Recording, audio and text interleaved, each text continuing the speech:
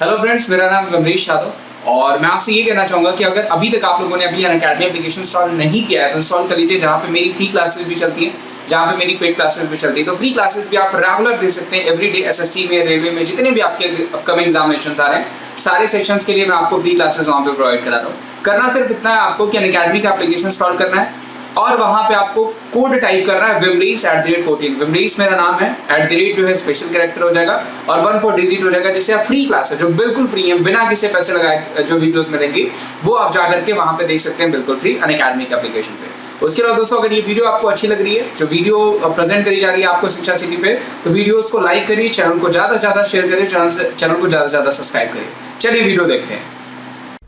Hello friends, welcome back to the channel. हम यहाँ discuss कर रहे थे मॉडर्न हिस्ट्री को, जो कि एनसीईआरटी पर बेस्ड है। हम यहाँ पे आपको 6 वीडियो ऑलरेडी डिस्कस कर चुके हैं आपके साथ। उसमें हमने आपको पिछली वीडियो में भारतीय राष्ट्रीय आंदोलन के बारे में बताया था और उसको समझने के लिए हमने उसको 3 पार्ट्स में डिवाइड किया था। पहला काल था 1885 से 1905 का काल, 1905 से 1920 का काल, तीसरा था 1920 से 1947 का काल।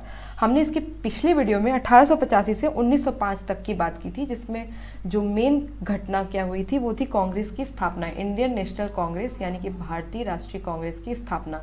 हमने आपको पिछली वीडियो में यहाँ तक बताया था कि उसमें कांग्रेस के जो 2 दल बन गए थे, नरमपंथी और गरमपंथी, उनके बीच लड़ाई थोड़ी बढ़ गई थी। उस टाइम तक लड़ाई क्या थी, मतभेद था आपस में कि गरमपंथियों का ये कहना था कि नरमपंथियों से कि आप जो हैं वो निवेदन की राजनीति कर रहे हैं, बल्कि आपको निवेदन की राजनीति ना करके आपको दबाव की राजनीति करनी चाहिए। दबाव की राजनीति से यहाँ मतलब है कि आपको अपनी मांगे सरकार तक पहुंचाने के लिए जनता का सपोर्ट लेना चाहिए, और जनता का सपोर्ट तभी मिलेगा जब जनता स्ट्राइक करेगी, हड़ताल करेगी, धरना देगी, तभी आपको ये आप अपनी मांगे पूरी करवा पाएंगे सरकार से।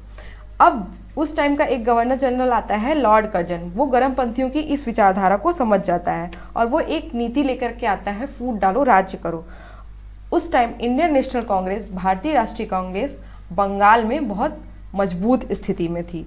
तो होता क्या है, 16 अक्टूबर 1905 को बंगाल विभाजन को लागू कर दिया जाता है। तो और वो लोग बहाना क्या देते हैं, अंग्रेज बहाना ये देते हैं कि बंगाल एक बहुत बड़ा क्षेत्र है, हमें यहाँ पे प्रशासन में असुविधा हो रही है, हमें यहाँ पे प्रशासन आसानी से नहीं कर पा रहे हैं, इसलिए जब हम इसको बांट देंगे बंगाल को तो हम आसानी से यहाँ प्रशासन कर पाएंगे। और एक्चुअल रीज़न क्या था, वो ये तो बहाना दे रहे थे, एक्चुअल रीज़न ये था कि वहाँ पे मुस्लिम और हिंदू जो थे बहुत ज़्यादा थे। पूरब में वहाँ पे मुस्लिमों का बाहुल्य था, मुस्लिम बहुत ज़्यादा जनसंख्या में थे, और पश्चिम में हिंदू।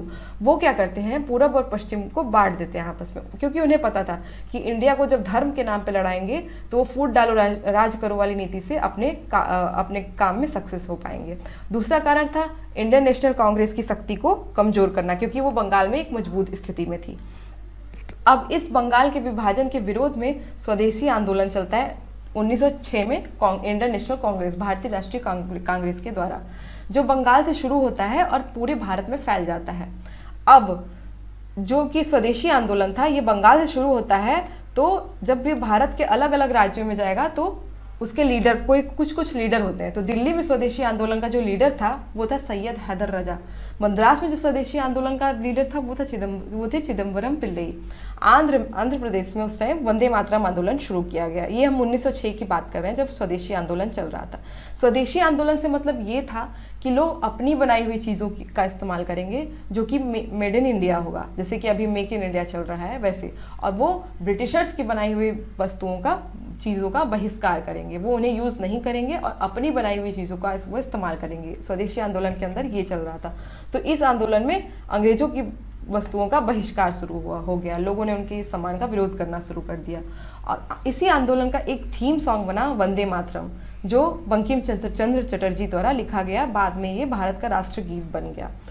भारतीय स्वदेशी कला का पुनर्जागरण अवनींद्रनाथ टैगोर द्वारा हुआ क्या था कि जो यहाँ की स्वदेशी कला थी वो ब्रिटिशर्स के आने के बाद थोड़ी सी अपनी जो उसका एक्चुअल जो कला थी उसमें थोड़ा सा मॉडिफिकेशन हो गया था, थोड़ी सी चेंज हो गई थी वो ब्रिटिशर्स के लिए।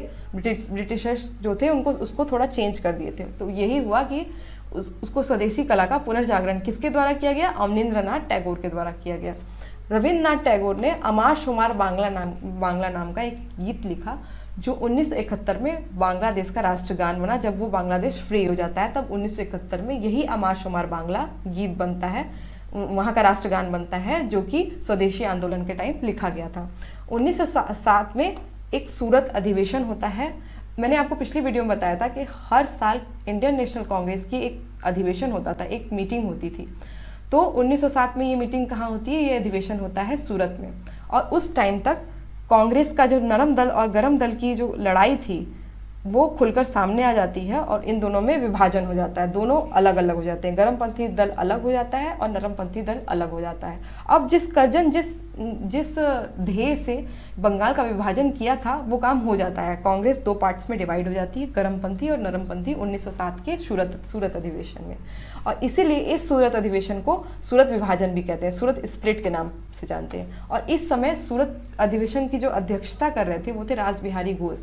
हर साल कांग्रेस का एक अधिवेशन होता था और इसकी कोई ना कोई अध्यक्षता करता था। तो जो 1907 में जो सूरत अधिवेशन हुआ था उस टाइम उसकी अध्यक्षता रास बिहारी घोष कर रहे थे। अब पेपर में दो नाम दे देता है, रास बिहारी घोष और रास बिहारी बोस। सही क्या है? रास बिहारी घोष सही है, क्योंकि रास बिहारी बोस जो थे वो क्रांतिकारी थे उसी टाइम। विभाजन के परिणाम स्वरूप क्या होता है कि सरकार दोनों पंथों की बात नहीं सुनती है। पहले क्या था? पहले स्थिति क्या थी कि गरमपंथी और नरमपंथी इन दोनों की बात सरकार क्यों सुनती थी? क्योंकि नरमपंथी की बात वो इसलिए सुनती थी कि गरमपंथी जो उनके ऊपर इल्जाम लगा रहे हैं कि सरकार आपकी बात इसलिए नहीं सुन रही क्योंकि आप निवेदन से कर रहे हैं, तो उनकी बात को गलत ठहराने के लिए सरकार नरमपंथियों की थोड़ी बहुत बात सुन लेती थी। और गरमपंथियों की बात सरकार को इसलिए सुननी पड़ती थी क्योंकि वो नरमपंथी के साथ थे। नरमपंथी हमेशा संवैधानिक तरीके से सरकार के सामने अपनी मांग रखते थे। तो जब विभाजन हो जाता है तो क्या होता है, सरकार जो होती है वो दोनों पंथों की बात सुनना छोड़ देती है। होता क्या है कि गरमपंथियों के नेताओं को वो धीरे धीरे पकड़ने लगती है, जिसमें कि हमने आपको पिछली वीडियो में 3 नाम इंपॉर्टेंट बताए थे, लाल, बाल और पाल। गरमपंथी के जो पहले नेता थे लाला लाजपत राय, उनको अमेरिका भागना पड़ता है। बाल गंगाधर तिलक को गिरफ्तार करके मांडली जेल बर्मा भेज दिया जाता है और विपिन चंद्र पाल अंडरग्राउंड हो जाते हैं। और ये तो हुई गरमपंथियों की बात। और नरमपंथियों की बात सरकार सुनना वैसे ही छोड़ देती है। फिर दिसंबर 1915 में इन लोगों को, फिर जब नरमपंथी और गरमपंथी का जब अलगाव हो जाता है तो थोड़े दिन बाद इन लोग को ये समझ में आता है कि शक्ति हमारी एकता में ही है। जब हम एक साथ थे तब सरकार हमारी बातें सुन रही थी। तो जब इनको इस चीज़ का रियलाइजेशन होता है तो दिसंबर 1915 में कांग्रेस के पुनर्गठन का निर्णय लिया जाता है। और 1916 के लखनऊ अधिवेशन में, जैसे कि मैंने आपको बताया कि हर साल अधिवेशन होता था, तो 1916 में भी एक अधिवेशन होता है लखनऊ में। वहाँ कांग्रेस के पुनर्गठन हो जाता है। दूसरी तरफ क्या होता है, जब बंगाल विभाजन होता है 1905 में, मैंने आपको पहले बताया था कि 1857 की क्रांति अंग्रेजों को ये लगा कि मुस्लिमों के कारण हुई थी, इसलिए वो हर चीज़ में मुस्लिमों का हाशियाकरण शुरू कर देते हैं। हाशियाकरण मतलब वो हर चीज़ में मुस्लिमों को साइडलाइन करना शुरू कर देते हैं। 1905 में जब बंगाल विभाजन हो जाता है तो पूरब में जो होता है मुस्लिम बाहुल्य होता है। अब मुस्लिमों को ये एक मौका मिल जाता है जबकि वो अपनी एक संस्था बनाकर सरकार तक अपनी बात को पहुंचा सकें, जिसलिए सरकार उनको हर जगह से साइडलाइन कर रही थी। उनको ये लगा कि हम अपनी संस्था बनाकर अपनी बात सरकार तक पहुंचा सकते हैं। तो 1906 में पूर्वी बंगाल में मुसलमानों ने ढाका में मुस्लिम लीग की स्थापना की, जो कि आज बांग्लादेश की राजधानी है, वहाँ पे मुस्लिम लीग की स्थापना होती है और जिसके संस्थापक ढाका के नवाब सलीमुल्लाह तथा आगा खान रहते हैं। अब होता क्या है, मुस्लिम लीग ने 1905 के बंगाल विभाजन का तो समर्थन करती है, लेकिन कुछ दिन बाद उनको यह महसूस होने लगता है कि सरकार उनकी बातें अभी भी नहीं सुन रही है। तो क्या होता है कि 1916 जो लखनऊ अधिवेशन होता है जिसमें नरम दल और गरम दल दोनों एक होते हैं, उसी अधिवेशन में कांग्रेस व मुस्लिम लीग के बीच एक पैक्ट साइन होता है कि अब हम मिलकर काम करेंगे, जिसे लखनऊ समझौता बोला जाता है। तो 1916 में क्या हुआ, 2 काम हुए।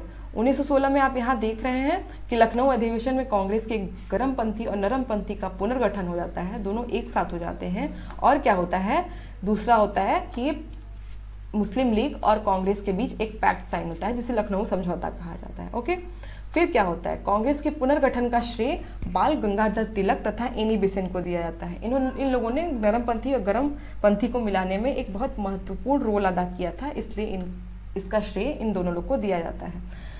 लखनऊ समझौते का जो श्रेय होता है वो जिन्नाह को दिया जाता है। सरोजनी नायडू ने उन्हें हिंदू मुस्लिम एकता का राजदूत कहा। ये क्वेश्चन पेपर में पूछ सकता है कि किसने जिन्नाह को हिंदू मुस्लिम का एकता का राजदूत कहा था, तो सरोजिनी नायडू ने हिंदू मुस्लिम जिन्ना को हिंदू मुस्लिम एकता का राजदूत कहा था।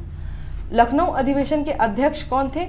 जो 1916 में, जिसमें कि लखनऊ पैक्ट साइन हुआ था और कांग्रेस का पुनर्गठन हुआ था, उस अधिवेशन के अध्यक्षता 1916 में अंबिका चरण मजूमदार ने की थी। 1916 में एनी बेसेंट व तिलक ने होम रूल मूवमेंट शुरू किया, जिसमें उन्होंने स्वशासन की। अब जैसे कि आप इसमें नाम से ही समझ में आ रहा है, होम रूल मतलब घर का नियम, मतलब वो अपना खुद का शासन चलाना चाहते थे।